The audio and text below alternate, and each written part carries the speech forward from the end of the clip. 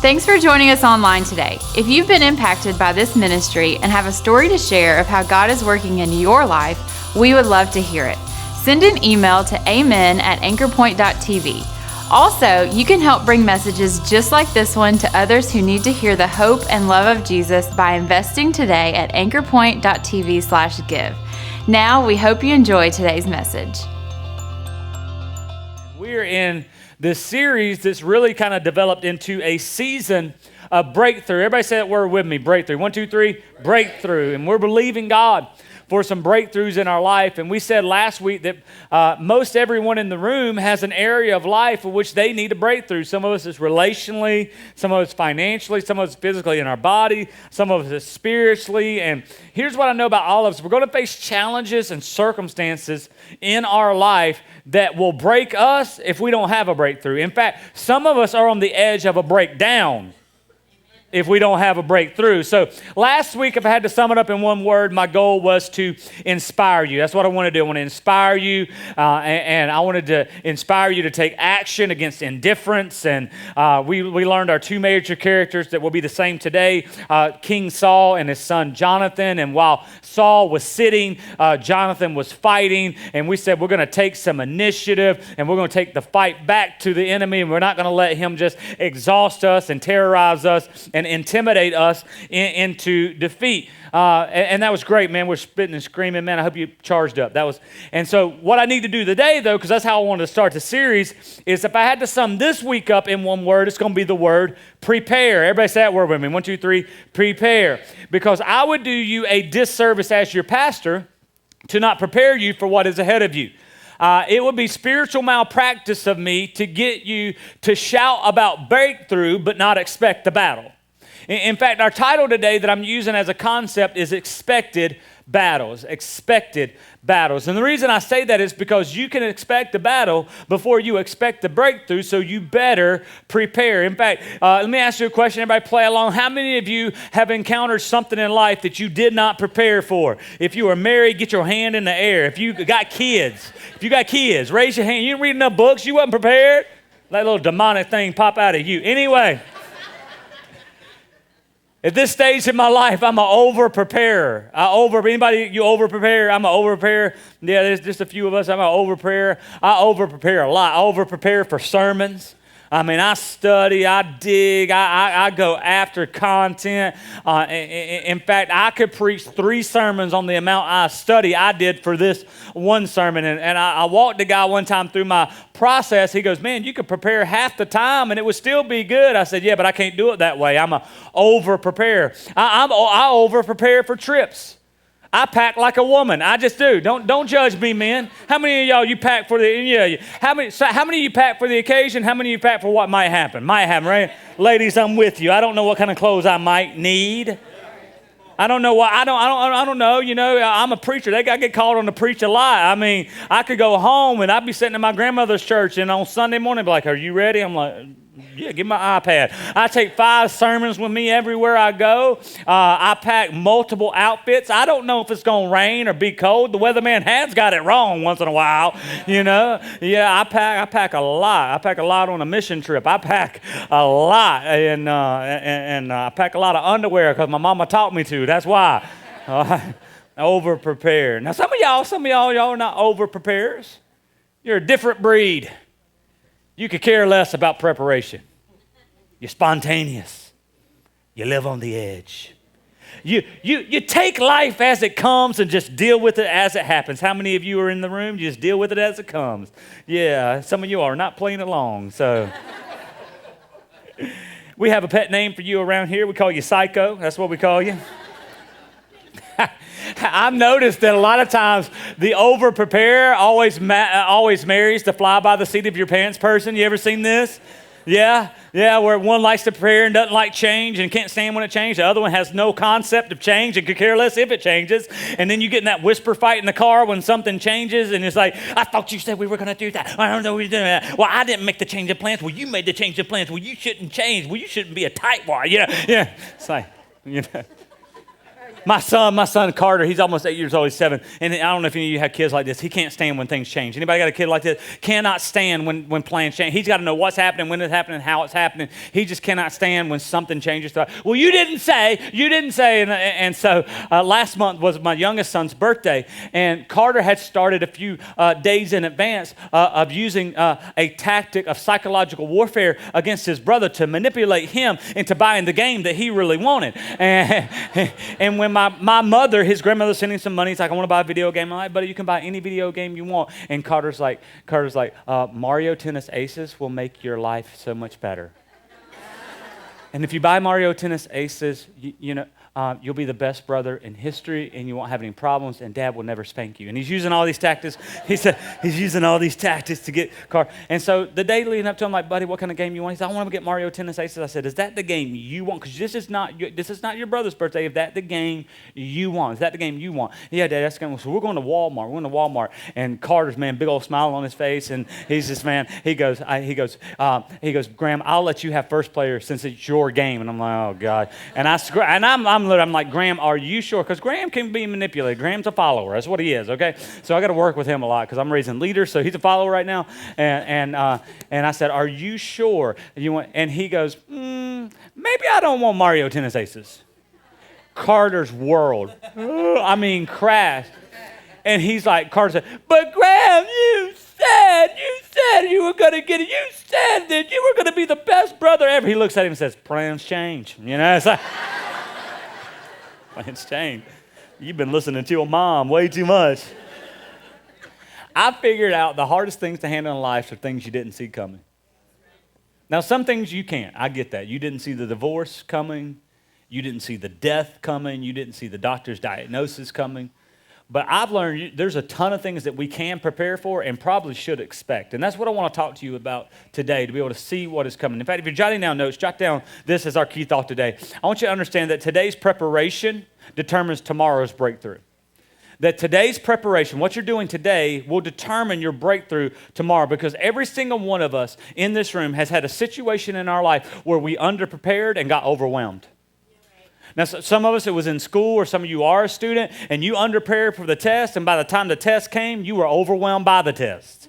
You underprepared for the job interview, so when you got in it, you were overwhelmed by the job interview. You were underwhelmed by the marriage. You were underprepared for the marriage, and you were overwhelmed by the marriage. You were underprepared for the purchase. You were underprepared for the long-term ramifications of a decision, and you got overwhelmed. And the reality is, when I say this, it's really hard because you can only see the value of preparation in hindsight. Like no one's posting about preparation. All people post about is performance, right? Because one leader said it like this: if you sweat in the prep, you won't sweat on the stage. And I've learned this, that if you fail to prepare, you are preparing to fail, because every leader will tell you, every coach, every military person will tell you, victory is won and lost on the preparation. On Saturday afternoon for your football team, it just displays what happened the 6 days a week that you didn't see anything that was going on. Victory was won and lost before we ever got there. So what I want to do today is a little bit different approach than normal. I want to share with you some battles. Some battles I've had and some battles you should expect. And I want to walk through you what I did and what I think we can do to overcome them. Now, I could probably list about 15, but since I only got about 25 minutes left with you, I'm going to give you 3. And what I want to do is I want to give you 3 from 1 Samuel chapter 13.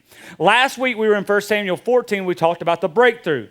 This week I want to back up a chapter and I want to show you the battles that led to the breakthrough. Because if you are unwilling to fight, you'll be unwilling to get to the breakthrough. So when we get to 1 Samuel chapter 13, Israel is in its lowest state and probably their history because of King Saul's disobedience. And the reality is, God cannot bless disobedience. And many of us, just like King Saul, wanted breakthrough in the life, but the barrier to the breakthrough was not God. The barrier to the breakthrough was his disobedience. And sometimes we're believing God to do something, and God is asking you to do something.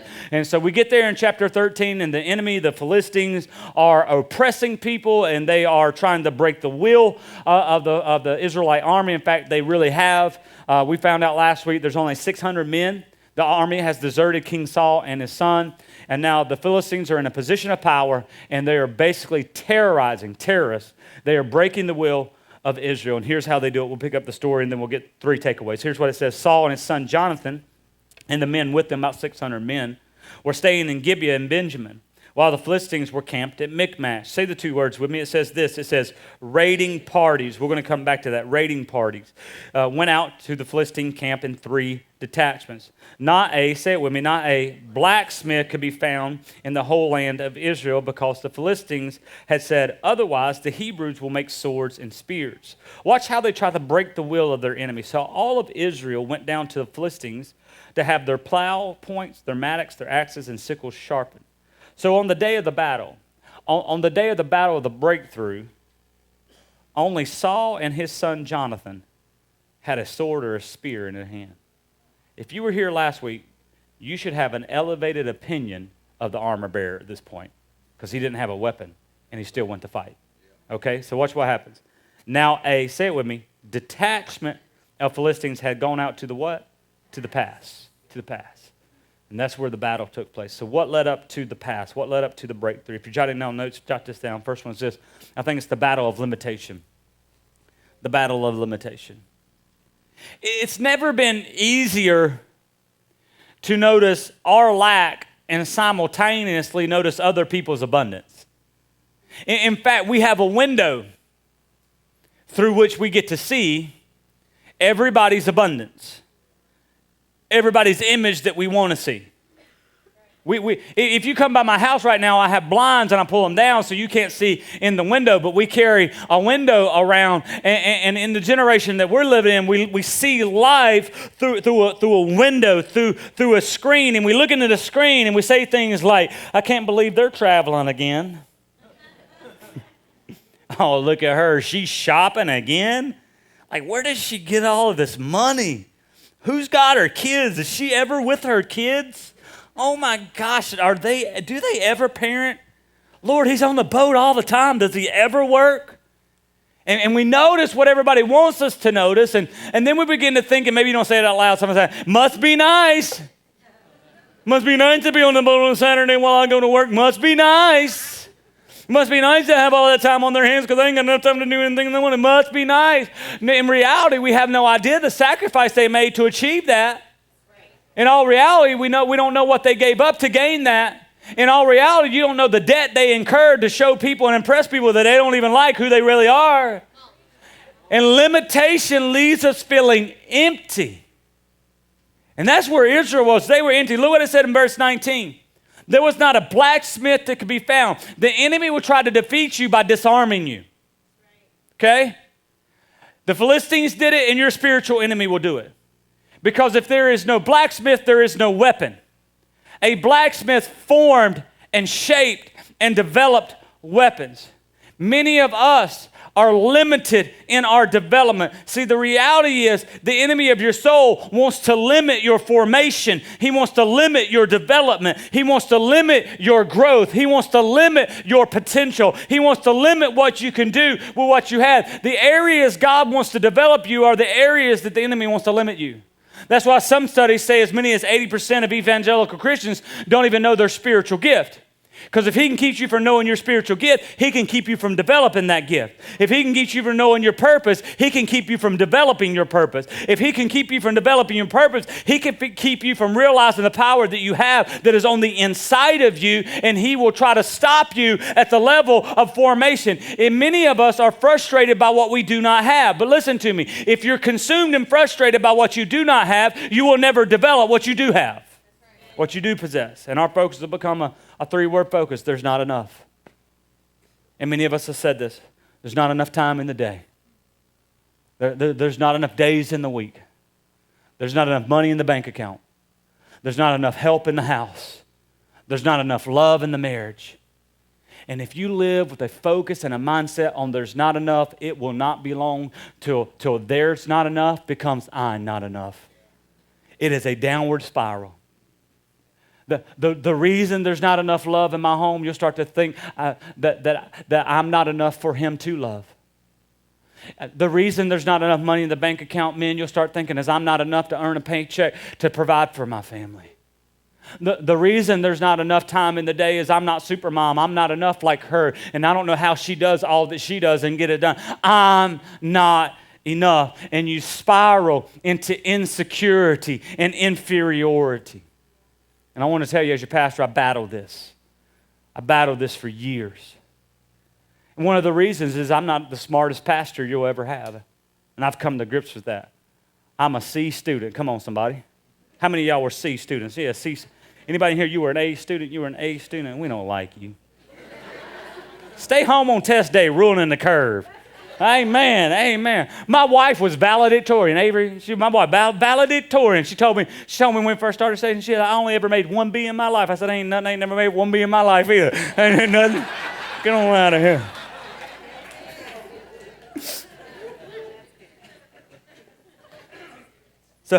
So how do you battle limitation? Well, here's how I did it. When I was a youth pastor, I found a verse. There was a little book written years ago by a guy named David Wilkerson, and he wrote the Prayer of Jabez. Anybody read the Prayer of Jabez? And I went, if you want this verse, it's 1 Chronicles 4:10. 1 Chronicles 4:10. And it's this little prayer by a man named Jabez. And it says that Jabez called on God. And he said, God, oh, that you would bless me indeed. And then you would enlarge my territory. And man, I prayed that part. But I got consumed with the first four verses of words because it said this in 1 Chronicles 4:10. Jabez called on God. And when they made me a youth director at 16, when I was a youth, I called on God because I didn't have the ability. And when they made me a youth pastor at 18, I called on God. And when they made me a lead pastor at 30 over this church, I called on God. And I began to realize that God could increase my capacity. Let me say it like this. I realized that my limit was not my lid. That the reality is that when I'm weak, He's strong. And then when I don't have enough, His more than enough is always enough for me. That I learned that God doesn't need a lot of resources. You read your Bible, God can do a little with a lot. He can do a lot with a little. He can do a lot with 5 loaves and 2 fishes. He can do a lot with a little faith. See, God is not concerned with the amount you have. He is concerned with the attitude of your heart. So when limitation says, this is your barrier, I started declaring, it's not my barrier. It's God's opportunity to show up in my life and get the glory. In fact, if you can do it all, you ain't in the right boat, baby. You got to get out of the boat. You got to get out of the situation. You got to get beyond your ability into the area of limitations, because your lack of ability does not scare His infinite ability. God is bigger than your limitations, but so many of us, this is what I don't have. This is what I don't possess. I didn't have the pedigree, and I didn't have the background, and I don't have the skill. And we're all going to fight that, but I believe God has given us the ability to overcome that. If you believe it, say amen. Amen. Second area is the battle of intimidation. See, if our enemy can't limit our God, he'll try to intimidate us. If you like extra notes, you can write this part down. Intimidation compromises determination. Intimidation compromises determination. Now, there's a few things in life that I'm intimidated by. I'm intimidated by bugs and spiders. Okay? Amen. Now, some of you men, every time I say that, y'all look at me like you got pity in your eyes for me. Don't pity me, bro. I'm a man. I'm telling you right now, I take you outside and I may be a little dude. I throw down. I'm like the armor bearer. I grab a 2x4 or a pot. I don't care. I throw something at you. I don't fight fair. I just fight to win. Come on. So don't judge me. I just don't like them. Jokers are fast and little, and finally, my son loves bugs, and he brings them into me, and I rebuke him in the name of Jesus and burn down the house. I don't know. Intimidated. I'm intimidated by Legos. I told y'all this about a month ago. Legos, like you were like Legos, yeah, like Lego, like I don't even go down the Lego aisle at Walmart stresses me out. And some of y'all love that stuff. It's like a puzzle for a grown man. I ain't into puzzles. I buy my son the box of Legos that you can make anything out of. I'm trying to create creative kids. We ain't looking at the box top. Use your brain, boy. I'm intimidated by car engines. Yeah, I don't know nothing about them. I be staring at a bunch of men, they know everything about them. Guy pulls up in a car. Oh, man, did you hear that? I'm like, yeah, I heard that. Sounds good, doesn't it? He said, yeah, man, that's a 350 overhead, 4-barrel fuel injected with a rear differential. Pop the hood. What you think about that, Pastor? I'm like, that's an engine right there. My car's break down. I got to call my brother-in-law. I'm telling you. The only thing I do the obligatory, I feel obligated to do this. If the car won't start or something happens, I get out and open the hood, but I would have no idea. Engine could be gone. I'd be like, try it again. I'm intimidated. Intimidation eventually will limit your resolve. You'll quit trying. The Philistines had a nickname I forgot to tell you. They were known as the gods of war. That just sounds intimidating. It sounds like something on the History Channel. The gods of war. And that's literally what happened to Israel. Look what it says. It says these bands of raiding parties went out for the Philistine camp. And raiders were special forces. That's what they were. They were like Navy SEALs. And they had 3 jobs: kill, burn, destroy. That was their 3 jobs: kill, burn, destroy, livestock, life, and buildings. Livestock, life, and property. So intimidation is psychological warfare to get you to discourage effort, okay? So the enemy knows if he can discourage us, it will stop us before I try. So intimidation's tactic is to get you to quit before you fight. And here's how it shows up. It says, don't and won't. What? Don't read your Bible. You won't understand it. And so many of us are intimidated to read the Bible. Don't join a small group. It won't make a difference. So many of us don't join a small group. Don't go to marriage counseling. It won't save your marriage. Don't go to addiction recovery facility. It won't keep you from being addicted. And what the enemy is trying to do, the easiest time to kill something is in the seed stage. If he can kill it in the seed stage, he won't have to fight it when it's full grown. If you've ever wondered why it feels like it is so hard for you to grow your faith, it's because the enemy fights you the fiercest when your faith is in the seed stage. If he can keep it becoming full grown, then he can limit your impact later on. I've come to believe this is why this is why many of our students, our kids, our teenagers, they fight so much, because the enemy knows if he can get them while they're young, he can limit the fight in them later. If he can disrupt their purpose while they're a teenager, he can limit their power when they're 35. If he can corrupt their character when they're 18, then when they're 48, he can limit the impact that their character can have. And intimidation stops us at the level of our potential. And potential. Like, is that a compliment or an insult? Because we see people who have a lot of potential doing nothing with it. And we see people who have a little potential doing a lot with it. And I faced this. I faced intimidation. In two areas over the last 5 years, I faced intimidation. One, as we added services in our church. I was intimidated. We added the second service, that wasn't none. We did that within 6 months. But about 5 years ago, we added the third service. And man, it was intimidating.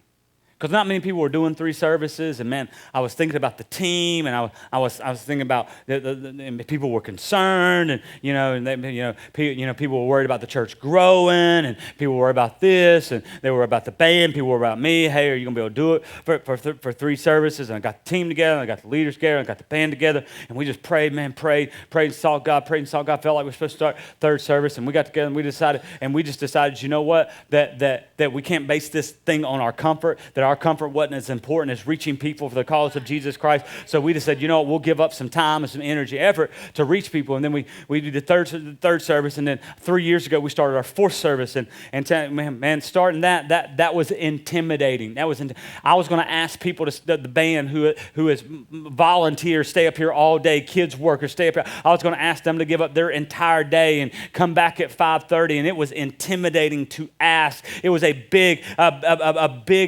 thing in my life, and I prayed and prayed and prayed, and I felt like God said, hey, you're going to need to start this service. You're going to need to make room. You're going to need to make some more room. And I'm like, yeah, but God, everybody's going to think, we're trying to, nobody in this area was doing 4 services. I was telling God why it wouldn't work. I was telling God how I felt, and then I started telling God, well, everybody's going to think it's about me, and nobody's going to know each other. And we just kind of had to come to the conclusion 3 years ago that we didn't care if everybody knew your name. We cared if the city of Foley knew God's name. So we just said, you know what we're going to do? And man, we started that 5:30 service, and it stunk. It bad, y'all. It bad. I was ready to quit. Not the ministry, the 5:30 service. I quit. I was like, woo, missed God on that one. I felt like a baseball player swinging a miss, showing up here on Sunday night, me and about 20 people. It bad. We did it for a month, 2 months, about 2 months, November. Started in September, November. And I was going to kill it. But I thought, I got to get outside of my head because your friends affect your faith and your faith affects your friends. So I went to Pastor Matt because Pastor Matt's a person of faith, and Pastor Matt's right back there. And I said, Pastor Matt, I need to know what you're feeling. Should we keep it or kill it? And Pastor Matt, full of faith, said, you need to kill it.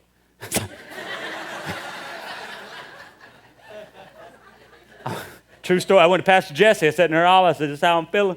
I think I need to kill it. I think I need to kill it. I don't know. I think we're going to have to kill this thing. I missed God on this. And she said, you need to kill it. It ain't working. Okay. So I went past Ryan. And I went to him. And I went in his office. He said, come outside real quick. Okay, I came outside. Pastor Ryan's not in here right now. He got me out behind the youth building. He said, if you kill it, how are you going to reach people for Jesus? I said, yeah, but it ain't working. And he said, because you ain't working it. I was like, dang right. Went to staff meeting next week, said God had spoke to me, lied through my teeth. The spirit of Ryan had spoke to me. We started having 5:30 perks. We started pushing it. We started asking our leaders to attend the service. Now the 5:30 service, most of the time, is the biggest service of the day because we stepped out in faith. I was intimidated about a year and a half ago with the capital campaign. I was intimidated. If you didn't know, we're in a capital campaign called Above and Beyond. We're believing God to raise millions of dollars for our future facility. And before you heard about it in April of this year, it had been a year and a half of preparation and prayer on my heart and on our leaders' part. We prayed for 10 weeks. Our building team, our leaders, we prayed about this. So when I came to you to ask you to get behind a vision that maybe you couldn't see, it was intimidating. And man, the voice of the enemy is saying, man, people are going to think now it's all about the money. It's all about this. It's all about the bill. Man, I had that voice in my head, and I was scared to death to ask you to sacrificially give. I got up here with my voice shaking, scared to death, but knowing what God had said. And over 200 families in this church pledged over $1 million. Shattered everything every expert told us we could do. And I want to say for every person that has committed and pledged and given over the last 3 months, thank you so much, because I know this. I've learned to look at intimidation differently now. When I'm intimidated, that lets me know I'm headed in the right direction. When I'm intimidated, that lets me know my vision is big enough for God to get involved in. And I want to tell you, intimidation will tell you can't and you don't. So how do I fight intimidation? You get alone with God. That's how you fight intimidation. The only way I could start services, the only way I could stand on this stage is I had got along with God. The only way I can preach these messages is I get a word from God and I deal directly and say, God, I need your power. And I don't know how else to say it. You need the power of the Holy Spirit in your life if you want to have breakthrough. You need the fruit of the Spirit. You need some Acts 1:8, some Acts 2:4. You need the gifts of the Spirit showing up in your life. So when intimidation comes, you will say, God, I've been prepared. I'm empowered by His Spirit. I got His presence, and I will not be talked into defeat. God doesn't even show up till it's impossible. Intimidation says you can't trust God. I'm here to tell you He's completely trustworthy. He's the all-time, undisputed, heavyweight champion of the world. None like Him, none beside Him, unshakable, unbreakable. No one is like our God. Don't let the enemy intimidate. Don't be worried. when you're intimidated anymore. Be worried if you're not. Get alone with God. Spend time with Him. And watch His presence and power. The last one's this. I'll pick, number 3 is this. The battle of exaggeration. Exaggeration. And exaggeration is innocent until what we say becomes what we believe. Exaggeration is innocent until our language shows up in our life. Because we'll say things like this, I'm never going to get over that hurt. So you keep saying that, eventually you'll start to believe that. Well, they're always going to be bitter. You keep saying that, eventually you'll start to believe that. Well, everybody else has it better than I do. If you start saying that, eventually you'll start to believe that. Here's the one that the enemy, the lie that the enemy uses in the church is that you're the only one. You're the only one. And you think, oh, I'm the only one that yells at my kids.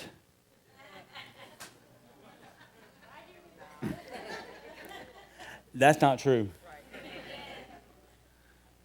I'm the only one that's had a failed marriage. That's not true. And your failure doesn't define you, by the way. If you're here and you're divorced, you're here and you're going through a divorce, your failure doesn't define you. I'm the only one. And what we say begins to show up in our lives, and before long we exaggerate ourselves into defeat. And there's been many times, not so much in recent years, when I was young in the faith and I was young in the ministry, I talked myself out of what God had called me into. In fact, I began to magnify the problems to minimize my God. And I wondered, how many people sit in my church and magnify every negative and minimize every positive? In fact, when you do this, things that are the size of ants will become lions, and detachments will become armies. Look what the verse says. Verse says in 23, now a detachment. And I studied and I dug because I want to tell you how many a detachment was. But the number of the detachment depend on the force of the enemy. And since Israel has had their will broken, only 600 men are hanging with Saul. Chapter 14 tells us that there were 20 men in that detachment. Now the Philistines are the gods of war, but it's 20 guys. And what exaggeration will do is it will distort our present reality. So how do you battle exaggeration? With the truth. And the truth is that the lie, the L-I-E, the limitation, the intimidation, the exaggeration, all discount God's track record. They discount what God has done. Now let me give you a little truth. We will often find ourselves fighting enemies that are bigger than us. We will. That's the truth. Like, thanks for that. Let me give you another truth. Our God doesn't need sunshine and rainbows to show up. My God does His best when life looks at the worst. Okay? So when you believe the lie, everything seems insurmountable. But what is insurmountable to God or to you is insignificant to God. So I wanted to tell you, don't buy the lie.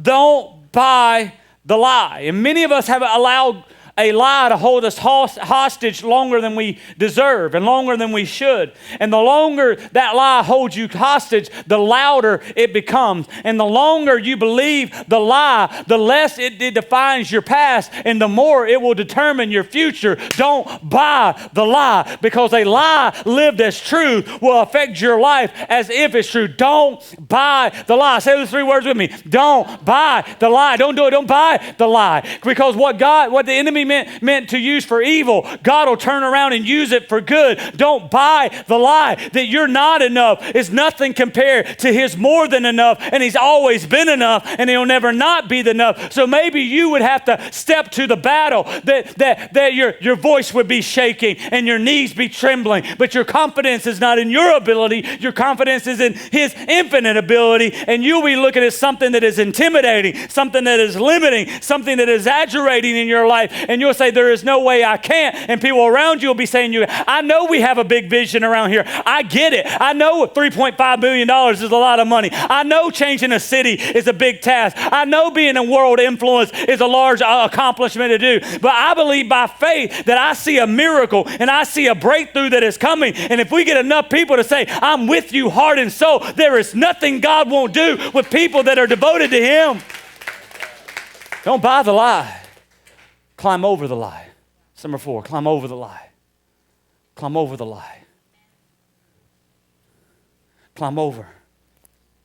The lie only possesses the power that we give it.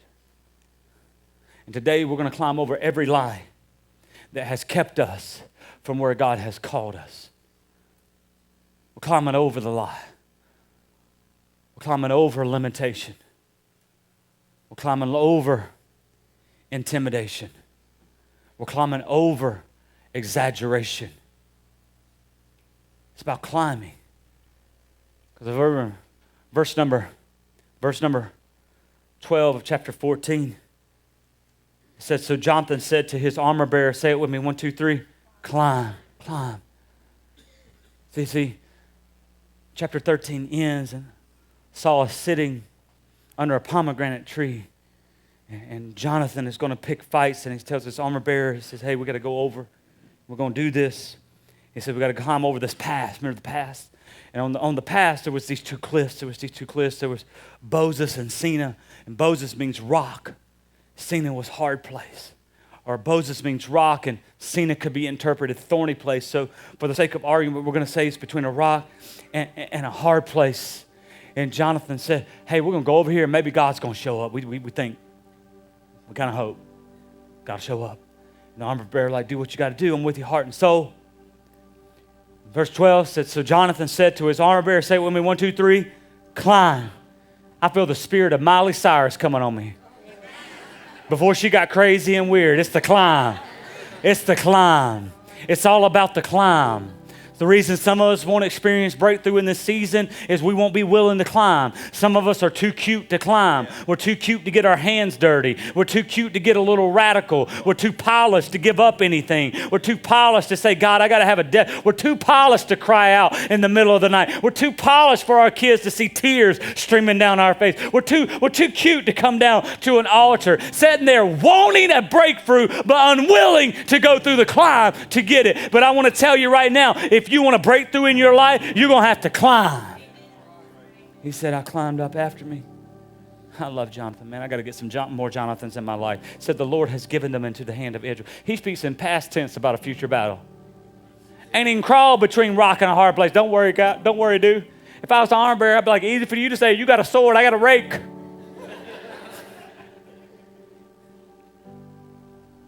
Verse number 13. Jonathan, say it with me, climbed up. Using his what? And again,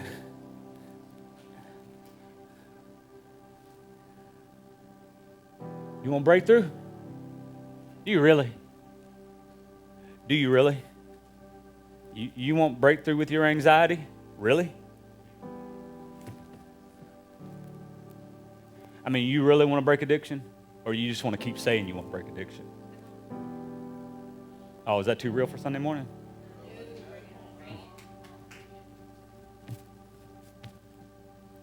You want breakthrough and freedom from fear? Climbed. Now, one commentary said that the place that they climbed was muddy in the middle because the pass only got so much sunlight each day. You really want breakthrough from what that man did to you years ago? You really? I mean, no. You want to quit talking about it and really get it? I mean, you really want breakthrough?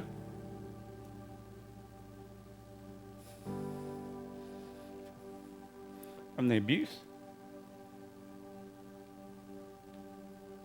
that you didn't deserve? And it's caused you to doubt your faith? And it's disrupted and destroyed every relationship you had?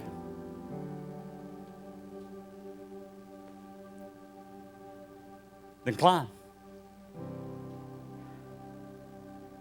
Hands and knees.